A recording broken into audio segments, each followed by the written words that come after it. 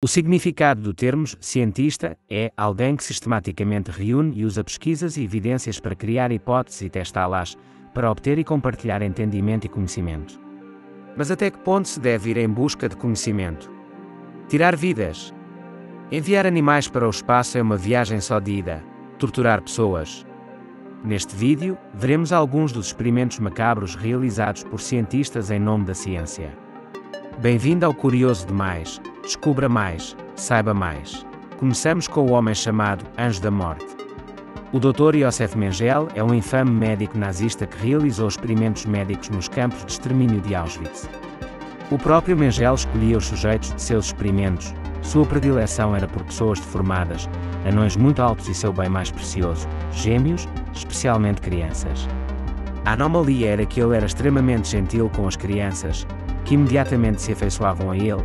Ele lhes dava açúcar, fazia coisas que levavam à sua admiração.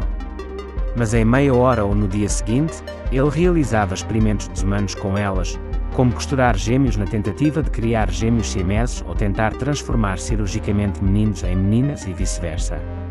No período em que esteve em Auschwitz, ele conseguiu encontrar mais de 1500 pares de gêmeos que foram usados como cobaias humanas, dos quais apenas 100 pares sobreviveram.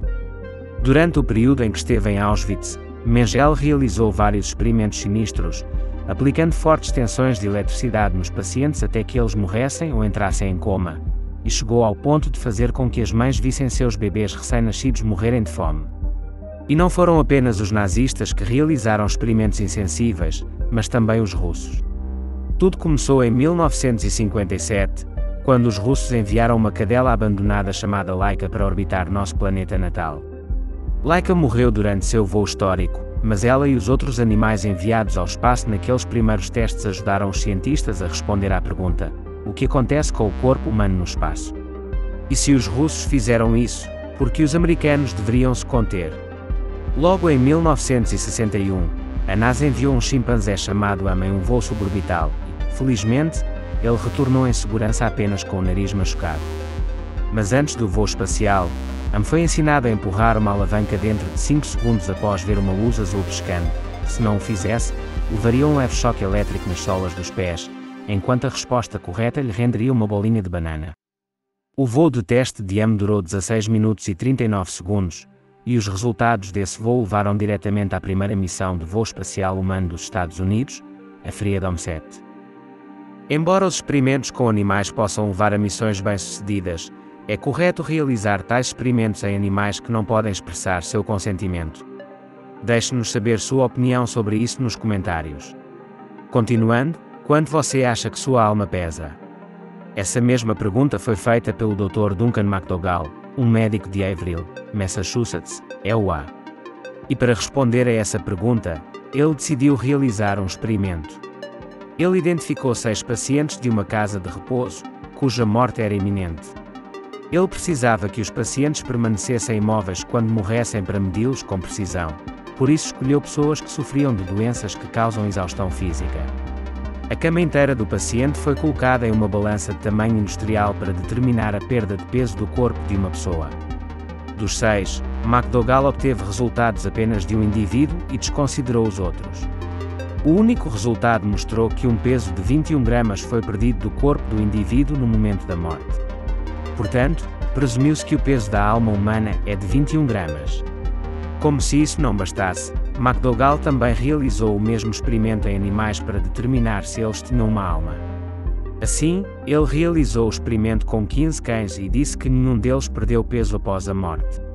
Supõe-se que McDougall tenha envenenado cães saudáveis para o experimento, pois não conseguiu nenhum doente ou moribundo. Esse experimento foi rejeitado pela comunidade científica, devido ao pequeno tamanho da amostra, aos métodos utilizados e ao fato de que apenas um dos 6 sujeitos cumpriu a hipótese. Falando em cães, outro experimento horrível realizado com eles foi feito por Vladimir Demikov, um cirurgião conhecido por avançar no campo do transplante de órgãos e da cirurgia coronariana. Mas, por trás de suas operações bem-sucedidas, há alguns de seus experimentos que passaram despercebidos. Vladimir Demikov costurou a cabeça, os ombros e as pernas dianteiras de um filhote de cachorro no pescoço de um pastor alemão. A cirurgia foi um sucesso, pois os dois cães podiam se movimentar independentemente um do outro, mas não sobreviveram por muito tempo devido à rejeição do tecido. Demikov criou 20 desses cães com duas cabeças, sendo que um deles quase sobreviveu um mês. Embora o experimento possa parecer cruel, ele se tornou o pioneiro do transplante de órgãos em humanos. A Segunda Guerra Mundial foi uma das épocas mais sombrias da história da humanidade, na qual foram cometidos inúmeros atos atrozes de horror. E não foram apenas os alemães e os russos, até mesmo os japoneses não se contiveram a exibir o pior da depravação humana. A Divisão Secreta de Guerra Biológica e Química do Japão, a Unidade 731, realizou experimentos humanos horríveis em inúmeros prisioneiros de guerra e aldeões em Harbin, no nordeste da China. Shiro Ishii, um general do exército imperial japonês, atuou como diretor da Unidade 731. O principal objetivo da unidade era entender os vários ferimentos que um soldado do Japão imperial poderia sofrer e a melhor forma de tratá-los para garantir a vitória japonesa. Os prisioneiros eram colocados em friazeiros especializados que atingiam a temperatura de 45 graus Celsius negativos. Em seguida, os membros eram expostos para que os médicos pudessem observar o efeito do congelamento. Os prisioneiros eram deixados amarrados a estacas no inverno, onde os guardas jogavam água para acelerar o processo. Em seguida, os médicos tentavam diferentes métodos para curar o congelamento. Água fervente era aplicada nos membros congelados e chegava-se ao ponto de esmagar a mão sob imensa pressão. A maioria dos indivíduos era usada como espécimes vivos para cirurgiões em treinamento que faziam vivissecção nos indivíduos, ou seja, cirurgia em espécimes humanos vivos para pesquisa científica. As balas eram disparadas contra os prisioneiros e, em seguida, os cirurgiões as tratavam para praticar. Testes de armas eram realizados com esses indivíduos, a eficácia das granadas era testada nos prisioneiros e o dano causado por um lança-chamas de perto e de longe. Os prisioneiros eram amarrados a estacas durante esses experimentos e também eram usados para praticar a baioneta. Os experimentos sobre doenças eram feitos forçando os prisioneiros a fazer sexo com sífilis para espalhar doenças com o objetivo de rastrear a doença em diferentes estágios e formular tratamentos. Aqueles que discordavam eram fuzilados na hora. Até mesmo as mulheres eram mostradas e a vivissecção era realizada em mulheres engravidadas para entender os efeitos da doença em crianças não nascidas. É impressionante como não incomodava um ser humano ferir outros seres humanos de maneira tão abominável. Uma história bem conhecida sobre um experimento mal feito é o experimento russo do sono. A história conta que, na década de 1940, cientistas soviéticos fizeram experimentos com 5 prisioneiros políticos, mantendo-os acordados por 15 dias seguidos com um gás experimental que os impedia de dormir. Os pesquisadores observaram as reações físicas e mentais dos detentos à privação de sono, que supostamente os teria levado à loucura. Os condenados começaram a apresentar sinais de sofrimento psicológico significativo ao longo do tempo, como paranoia, alucinações e explosões violentas. De acordo com os relatos, um dos detentos tentou arrancar os próprios olhos, enquanto o outro aparentemente arrancou a própria carne enquanto gritava até morrer.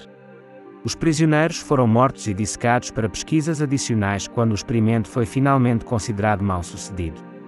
No entanto, não há nenhuma prova histórica de que esse experimento tenha acontecido e muitos acadêmicos acreditam que ele seja pura invenção.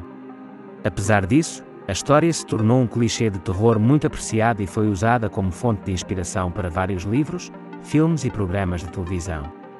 Qual é a sua opinião sobre os cientistas que realizam tais experimentos? Fique à vontade para compartilhar sua opinião na seção de comentários e não se esqueça de se inscrever no Curioso Demais. Descubra mais, saiba mais.